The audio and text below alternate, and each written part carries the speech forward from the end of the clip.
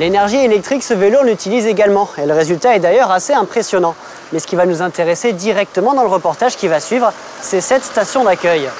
Une nouveauté qui doit permettre de généraliser le transport électrique. Elle répond à deux contraintes, le stationnement sécurisé et la recharge de la batterie, mais sans puiser sur le réseau.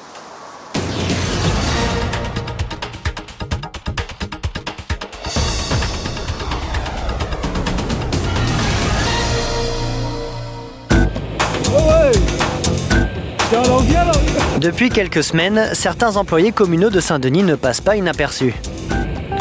Maintenant, c'est en vélo électrique qu'Eddy fait les courts déplacements. Plus d'arrêts à la station essence, des déplacements plus rapides en ville, et on s'habitue très vite à pédaler sans forcer. Petit parcours dans la ville, et pour porter des papiers ou voilà, pour aller à la mairie. C'est super, c'est agréable de voyager, on dit, avec ça. Voilà, pour rouler ici, voilà. Dans les montées, ça grimpe bien. Voilà. Tout seul, ouais, tout seul. Un petit coup de pédale, ça grimpe bien. Et pas une goutte de transpiration sous ce soleil de plomb. Ces nouveaux équipements devraient bientôt changer les habitudes en ville. C'est une expérimentation qui est réalisée dans le cadre de la recherche de solutions alternatives à la voiture. Et ce, d'une part, en raison de la saturation de notre réseau routier et des dégradations des conditions de circulation qui en découlent.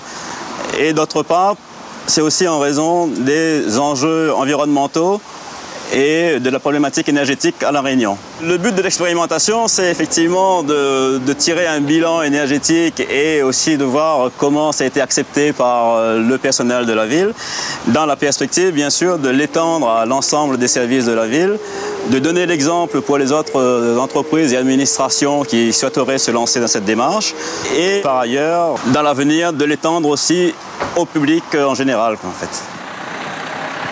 L'expérience des vélos électriques avait déjà été tentée sans succès dans certaines collectivités. Mais ce qui change cette fois, c'est cette station d'accueil. En plus de verrouiller l'engin, elle lance automatiquement la recharge de sa batterie. Ensuite, c'est simple comme un coup de fil. Un numéro et le système libère le vélo le plus chargé. Aucune gestion à prévoir. Séduite par l'idée, la ville a commandé plusieurs installations à ses concepteurs. On va mettre les cales tout de suite, tu sais, pour se caler comme ça, pour pouvoir serrer le truc.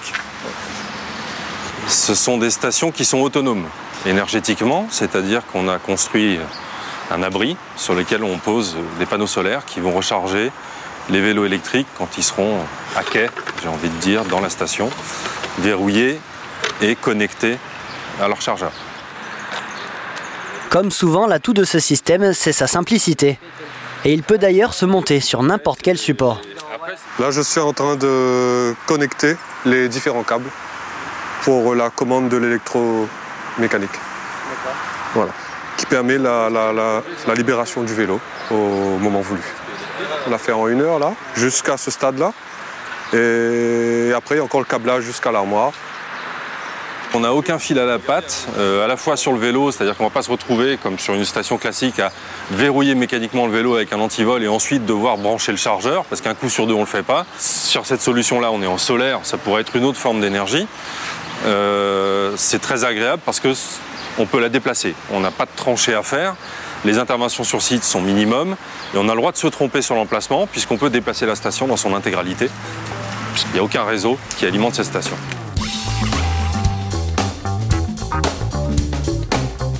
Cette station, c'est dans ce hangar qu'elle a été mise au point. À la base, l'entreprise concevait des vélos électriques. Mais depuis 2 ans, elle a changé son fusil d'épaule. Pour que ce nouveau mode de transport prospère, il manquait cette petite idée qui permet de simplifier son utilisation. C'est verrouillé un petit peu comme 2 gages de porte qui viendraient rentrer à l'intérieur des 2 cylindres qui sont à l'avant du connecteur. Donc on a la partie mécanique qui rentre à l'intérieur et à l'extérieur de ces 2 cylindres, on a 2 contacts électriques qui sont dans le module de verrouillage qui viennent toucher et emmener l'électricité jusqu'à la batterie à travers le câble. On veut bien prendre le vélo, à condition, quand c'est un vélo électrique, qu'on puisse le garer sans traîner des choses compliquées. Il faut que ça se recharge en même temps, il faut qu'on n'ait rien à faire. C'est un des éléments qui va favoriser le développement au même titre. Et c'est pour ça qu'on travaille en amont avec les collectivités, au même titre que Il faut des pistes cyclables, au même titre qu'il faut des aménagements du code de la route pour que le vélo puisse circuler en toute sécurité et que l'individu soit en confiance lorsqu'il est sur un vélo. Si l'entreprise espère s'appuyer sur le développement du vélo électrique dans l'île, elle peut déjà se tourner vers les marchés extérieurs, comme l'Allemagne, l'Australie ou encore la Chine, qui en produit 22 millions chaque année. Dans l'Empire du Milieu, il se vend 2 vélos électriques toutes les 3 secondes. C'est pas une nouveauté du tout. Nous, on le découvre un petit peu à La Réunion en France parce qu'on s'y est mis tard, mais d'autres pays y sont depuis longtemps. J'ai vu dans les Pays-Bas des embouteillages de vélos électriques le matin aux heures de pointe. Il y a des pays, effectivement, où la voiture est une contrainte et pas un besoin réel. Les ingénieurs pensent déjà à la prochaine étape, les voitures électriques. Elles aussi sont au point, reste à trouver un système pour qu'elles puissent se connecter aussi simplement aux stations d'accueil. En attendant, certains constructeurs font appel à leur expertise pour adapter les véhicules aux spécificités des îles tropicales. L'occasion de voir des modèles comme celui-ci en avant-première. Imaginez ici, vous montez au Maïdo avec une voiture électrique, bien évidemment, vous allez potentiellement avoir une chauffe du moteur. Comment la voiture se comporte?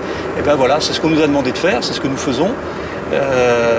Et ces résultats sont transmis au bureau d'études en métropole qui en tient compte et qui a déjà fait quelques modifications sur son véhicule de manière à le rendre utilisable sans aucun problème ici dans les DOM. L'idée, c'est que ces modes de transport électriques soient complémentaires. Le vélo pour les déplacements légers et la voiture lorsqu'elle est indispensable.